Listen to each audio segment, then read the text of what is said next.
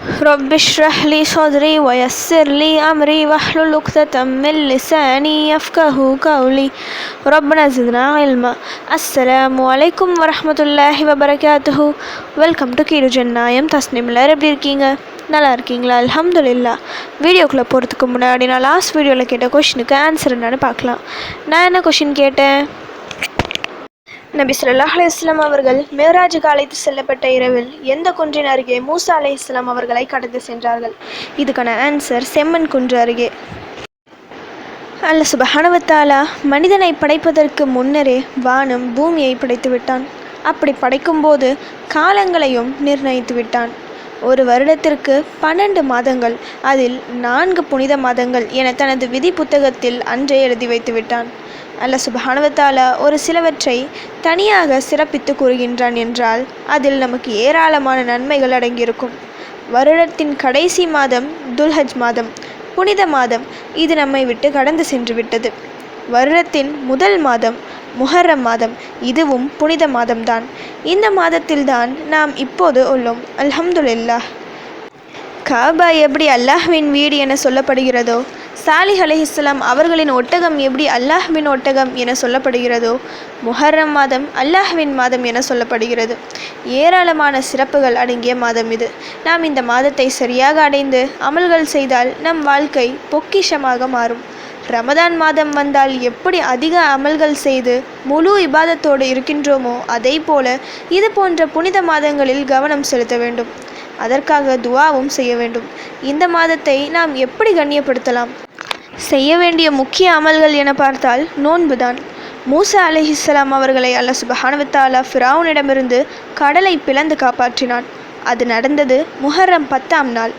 அந்த நாளை ஆஷுரா நாள் என்போம்.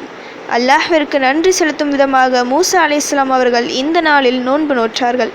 அந்த வழியை நபி ஸல்லல்லாஹு அலைஹி வஸல்லம் அவர்கள் பின்பற்றி தானும் நோன்பு நோர்த்து பிறரையும் நோன்பு நோற்க வலியுறுத்தினார்கள்.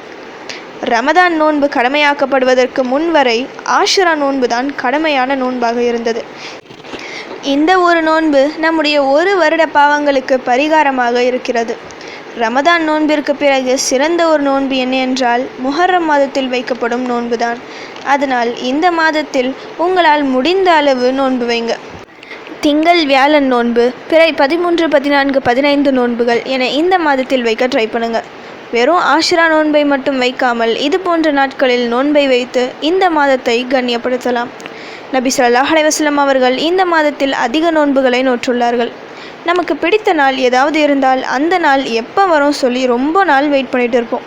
அதே போல் நபி ஸல்லல்லாஹு அலைஹி வஸல்லம் அவர்கள் இந்த ஆஷுரா நாளை எப்போ வரும் என காத்திருந்து நோன்பு வைத்தார்கள். எல்லா அமலுக்கும் இவ்வளவு நன்மை என நம்மால் ஓரளவு கெஸ் பண்ண முடியும். ஏனென்றால் அல்லாஹ் சொல்லியிருக்கிறான், இந்த செயலுக்கு நான் இந்த கூலியை கொடுப்பேன் என. ஆனால் ஒரு அமலுக்கான கூலியை மட்டும் அல்லாஹ் சொல்லவில்லை. அதுதான் நோன்பு. நோன்பு எனக்குரியது, அதற்கான கூலியை நானே கொடுப்பேன் என அல்லாஹ் கூறுகின்றான். எல்லா அமலுக்கும் கூலிகளை தருபவன் அல்லாஹ் தான். ஆனால் இந்த ஒரு அமலை மட்டும் இது எனக்கானது என ஸ்பெஷலாக அல்லாஹ் சொல்லும்போது இந்த நோன்பிற்கு எவ்வளவு சிறப்புகள் இருக்கும் என பார்த்துக்கங்க. எந்த நாளில் நீங்கள் நோன்பு வைத்தாலும் சிறப்பு தான். ஏனென்றால் படைத்த இறைவனுக்காக நமக்கு பிடித்த உணவுகளை சாப்பிடாமல் தியாகம் செய்கிறோம். அதனால்தான் அல்லாஹ் சுப்ஹானஹு வ தஆலா இந்த அமலுக்கு கணக்கின்றி கூலிகளை தருகின்றான். இப்படிப்பட்ட இந்த நோன்பை அல்லாஹ்வின் மாதமான முஹர்ரம் மாதத்தில் அதிகமாக வைத்தால் வரக்கூடிய ஒவ்வொரு மாதத்தையும் அல்லாஹ் நமக்கு சிறப்பாக்கி தருவான். நோன்பு வைத்து அல்லாஹ்விடம் நல்ல துவா செய்யுங்க. சஹர் நேரம், இஃப்தார் நேரம் என இந்த 2 நேரங்களில் அதிகம் துவா செய்யுங்க. நிச்சயம் நீங்கள் வைக்கக்கூடிய இந்த நோன்பால் உங்கள் எல்லா கஷ்டமும் தீரும். இந்த வருடம் உங்கள் விதி சிறப்பாக இருக்கும். நாளை வியாழக்கிழமை சிரமம் பார்க்காமல் அல்லாஹ்விற்காக எழுந்து நியத் வைத்து நோன்பு வைங்க. உங்கள் மொத்த கஷ்டத்திற்கும் அல்லாஹ் நினைத்தால் நாளை ஒரு நாளில் ஃபுல் ஸ்டாப் வைத்து விடுவான். அல்லாஹ் நமக்கு தந்த வாய்ப்பு இது. சரியாக பயன்படுத்தினால் ஈருலகிலும் வெற்றி நிச்சயம் இன்ஷா அல்லாஹ். ஓகே, இப்போ ஃபைனலி கொஷின் டைம். மக்களிடத்தில் ஹஜ்ஜுடைய காலத்தில் இறைவனின் வார்த்தைகளை கூற விடாமல் நபி அவர்களை தடுத்த குலத்தினர் யார்? இதுதான் இன்றைக்கான கொஷின். இதுக்கு உங்களுக்கு ஆன்சர் தெரிஞ்சால் ப்ளீஸ் கமெண்ட் பண்ணுங்கள். அப்படி இல்லைனா ப்ளீஸ் வெயிட் பண்ணுங்கள், நான் நெக்ஸ்ட் வீடியோ போஸ்ட் பண்ணுற வரைக்கும். سبحان ربك رب العزة عما يصفون والسلام على المرسلين والحمد لله رب العالمين. السلام عليكم ورحمة الله وبركاته.